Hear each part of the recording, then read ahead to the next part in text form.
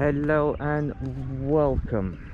Today we are heading towards the Legoland park in Dubai Park and Resort. So behind me is the Rove Hotel. That is where I am staying at currently. And I think I found a shortcut. I got very lost and went all the way down there, and then it got very messy very quickly and I almost started to cry. So I think I have found a little shortcut that everybody uses, which is this bit, hence why there's no fence paneling. Now we are going to hunt down the very entrance of the Legoland Park, which is over in the distance that way. Now this road is one massive horseshoe, so it starts obviously at the bottom, goes all the way up, wraps it round, comes back down, and then links into the hotel that we've just started at if we wanted to, and it goes through that way. Now the shortcut that I found is actually through the outlet village. So they have this enormous shopping complex. That's what this building is just here. It is huge, and it goes all the way down as a big L shape and then finishes out down there. So I think we can cut through the car park rather than walking all the way down that way then turning left, and then we can see how we get on. Now a lot of the videos have been voiceover only because the music is all copywritten. They've got completely different soundtracks over there, so I learned this very quickly. This is only, that's my second night there, so we're not that far into the trip at the moment, so all the videos will be voiceover rather than me speaking to the camera front on like this. So this is one of the only times I'm actually going to be able to talk and walk, which after not actually speaking for 2 days is a little bit bizarre. But this is the size of the place. You can just see it just loops all the way around, and it goes from the left and it just keeps going all the way down, and then we go through. Now obviously I'm not going to film inside the outlet because, to be fair, I don't actually think you're probably going to be able to, but I did walk in there. I did walk in there yesterday, and I found a supermarket which is helpful, and it sells chocolate stupidly cheap. That is an absolute bargain. One of the little planes, but it's going to be a nice warm one today. Yesterday was a little bit, I'm not going to lie, it was actually a little bit fresh. I was in a hoodie and shorts during the day, and then I nearly had to put some trousers on in the evening. It got the wind was quite fresh, but I can stop moaning now because this is going to be toasty. But you can see the size of the car park. Now I do believe the outlet has just opened up, and it's open to 11 o'clock tonight. So it is a big thing, and it's spotless as well. People are always cleaning and doing things. They've got these little car wash bays down each one where everybody wants to get their car cleaned and tidied all the time, and they're always doing maintenance work, which is incredible really, because it looks beautiful as it is, but they're always tweaking and doing things. But yeah, they're all set up.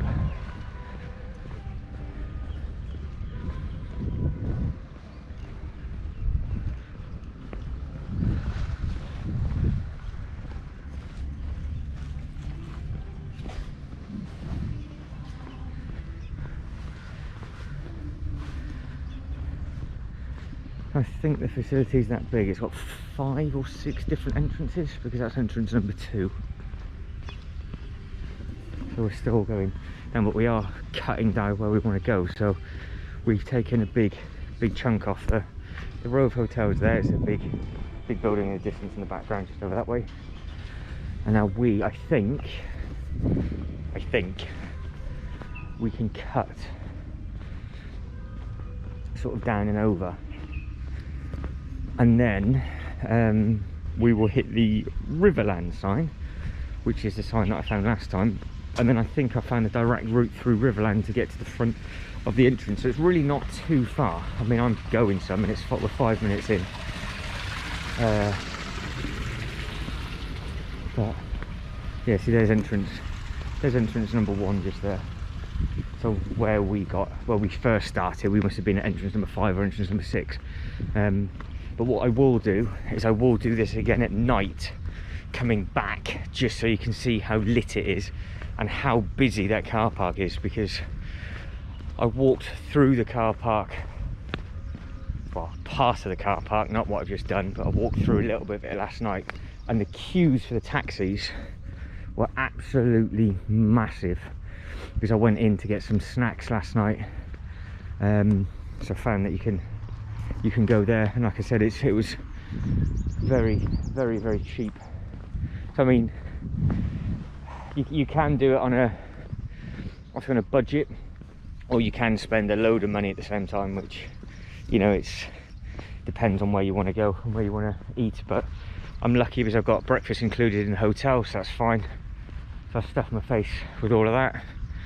I don't really tend to eat too much anyway during the day. And then the only thing a bit disappointed by, a bit hurt, is that they don't have any Monster there. They've only got the Red Bull and things, but it means I'm living on water at the moment. My body's definitely not used to that. Right, this is the brand new hotel, and I have no idea how to get to the front entrance, but my pass apparently does allow me to go in and use their swimming pool. So at some point this week we're going to have to hunt down and check out exactly how we get there. But yeah, this facility is absolutely enormous. Now there is a Riverland video which I did on the very, very first day, where to be fair, I'm not 100% sure if I'm going to use that and refilm it, because the music that was playing is very, very loud, and it is all copywritten. And it's the same thing in the Lego park as well. What they've got is that they've got their own Lego soundtrack, but they've turned that down, and then they're almost plugged into their own sort of radio station, which is completely different to any other parks, which means it's just an absolute nightmare with copyright stuff. So that's why some of the volume, some of the videos will be turned right down, and then it'll be me doing a voiceover over the top. So I think we have gone, well, I know this bit's correct, so I reckon we've just saved 10, maybe 15 minutes just doing that, because I think we're what, 7 minutes in, well, nearly 8 minutes in. So that's not too bad. So that's directly from the Rove Hotel, which is absolutely amazing, may I add. It's perfect for me. There's obviously the room tour and all of that sort of fun stuff available. But this is the first day. I mean, like I said, this is only day 3 technically, because I landed Monday. I got here for about 10 o'clock. That I feel like I need to take my hoodie off. Whereas the first 2 days, it's only been low 20s with a really cool wind, but there's no wind today. So I am already sweating. And if you're wondering, yes, masks are completely mandatory anywhere within the resort. So because Rove is technically classed as part of the resort, which is in its own sort of gates, everything here is all masked. And the second you get to Riverland, there'll be a security there making sure that the masks are always pulled up. All the theme parks are like it. They've got loads and loads of people telling people to pull the masks up or make sure you've got masks on. And it's like that across the whole grounds. So it's not just indoor, it's also outdoor. So it's different regulations over this way, but it is the same for absolutely everybody. But right, we are coming up to the Riverland now, which has got the McDonald's bench, and the music is going to cut in straight away. So now what I do is I just have it forward facing, and then I go into a voiceover, and what we'll try and do is hunt down the entrance to the Legoland park. So let's see how we get on. And away we go. So a little bit further back where you saw the Lego Hotel, there was a sign with a road where you could go left or you could go right. Now behind the fence that I've walked past, obviously it looks like it is the Lego Hotel, which it is, but I couldn't walk down the front to get to the front of the hotel, because at the time I actually did check, there was some security walking about, so I just assumed that it was very much a case of what you're going to see now in a little bit, because when we get to the gates of the, or should I say the entrance of the Lego Hotel, as you walk around, there is actually a path where we can get into the Lego Hotel, but again, because of their COVID regulations, you couldn't get in there, and there's some security there as well, so we never really get an opportunity, which is such a shame, to go in and have an explore about, because I just ran out of time to try and get there, because I misread the ticket and it didn't include the weekend, so when I was quiet at the weekend I couldn't go, so I went to the expo instead. But there obviously are photos and things available on Google Images, but it does look absolutely enormous from the front, and it looks just like the path that we walked past, and we're walking down, it just looks like the road goes down, and then they've got like an entrance there, and it just sort of snakes back round again. But I don't know if that includes if it's got its own car parking things like all the others, or what. So that's still a bit of a mystery to me. So this is a completely different day from when I filmed the Riverland video, and the outcome is exactly the same. Every single person is still at the expo, and it is still very, very, very quiet. Now, we just walk basically directly to it. We do take a different we do take a different route around this sort of section, and we just walk straight to the door. So there are multiple ways down. There's a toilet block. That was one of the only things that was open on this right hand side. But we do take basically the direct route to the Lego Park. And I was saying about the weather, yep, it was quite fresh on the Monday that I landed.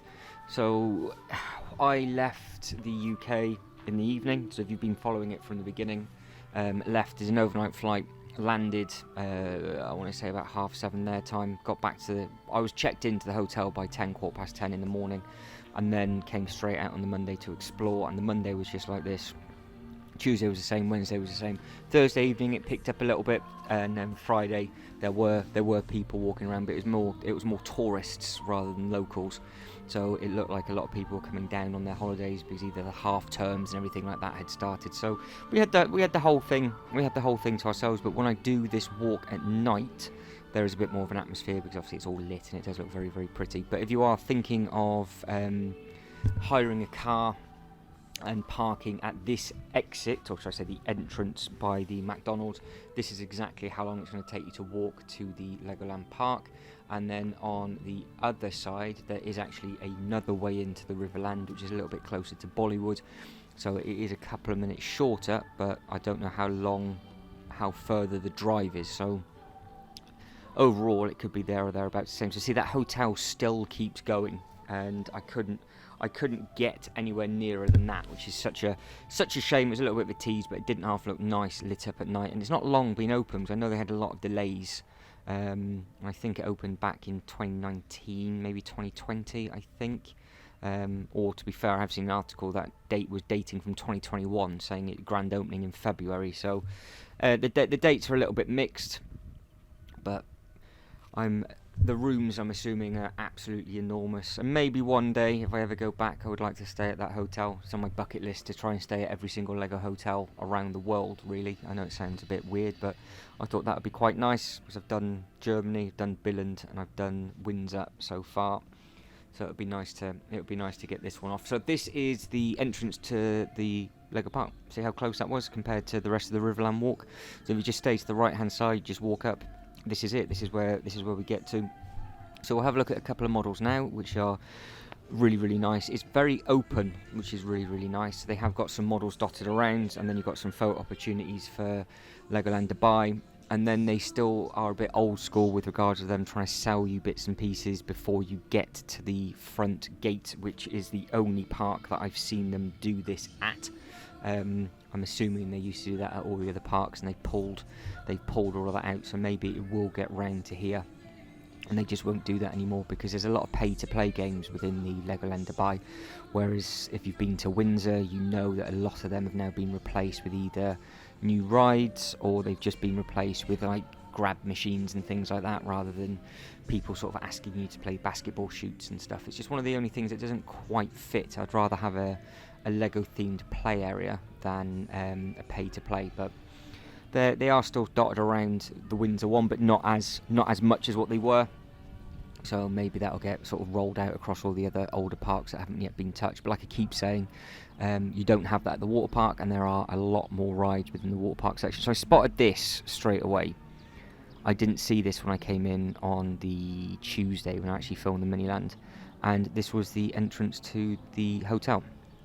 Now, from what I've found out, that this is actually the shortcut, well, not so much the shortcut, but this is the almost back entrance. So you would walk past the pools and everything here, and you would walk through, and then you would come out. And I did walk around the corner, and there are 2 security like gate offices things, everybody checking their tickets to come in and out. So whereas the one in Windsor, the one in Windsor is located within the park, and the one in Legoland, you are basically located in the park as well. You got a shortcut directly into the park. It's not so much the case here, but you can see just how far we've walked and how far it comes back. But it will be quite interesting to see what they're going to carry on with here, as it does look like they've got a little bit more space to do different bits and pieces with. Maybe they might add in some golf courses and all that sort of side of stuff, but never, keep going on about it, never got the opportunity to go in and have a full look. So the front of the actual park itself, the theming, which I know a lot of you appreciate because I'm doing the voiceover from this after I uploaded the first Legoland video. A lot of you appreciate the actual theming and how it looked in the entrance of the theme park. So these are all available in the Legoland Dubai playlist, and it just links and wraps around. Now the water park entrance is directly in front where it's blue, so that all looks like it links in, but there's a the water park entrance is just there. Now what is quite nice is what you see in a couple of different videos is the shop, the big shop you could actually get to from the outside of this park, but that had been blocked off because of COVID, so you actually had to walk through the park to walk into the shop to come back out again. So that was all slightly different, which it is what it is. It's obviously their rules and regs, and it'd be interesting to see when that opens back up again. But there are a lot of different bits and pieces to soak in. So as we have a better look at the entrance now, I decided to turn back round again and have a quick walk back up, because I wanted to try to see if I can get into the hotel bit and actually have a look at the water park entrance as well in the shop. So I thought, well, I might as well just add it into this bit.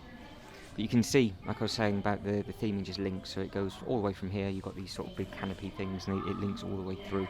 And on the outside they have 1 or 2 little stalls, but this blue bit, this is all the water park, and if you look carefully behind it, you have got a little bit from Bollywood, so it all wraps round and links in together. So the grounds that this cover is absolutely huge. So you have the bricks and beach shop, but you can't get to the beach shop from the outside. Now, because this is a Wednesday, the actual water park is closed on a Wednesday. I don't know what they do to it, but it's open every day bar Wednesday, so that's a day off. So obviously Wednesday must be their quietest day of the week, because there isn't anybody looking like there's anybody in that park either. And this is open, mind, the Legoland park is open.